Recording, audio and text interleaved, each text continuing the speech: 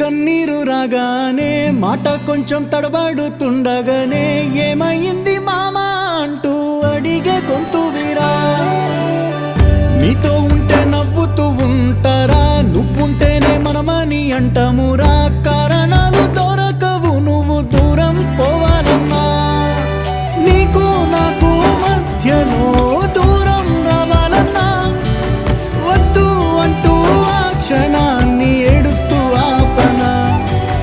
గమ్యం చేరే పయనాన్ని స్నేహం ఆపుతుందా.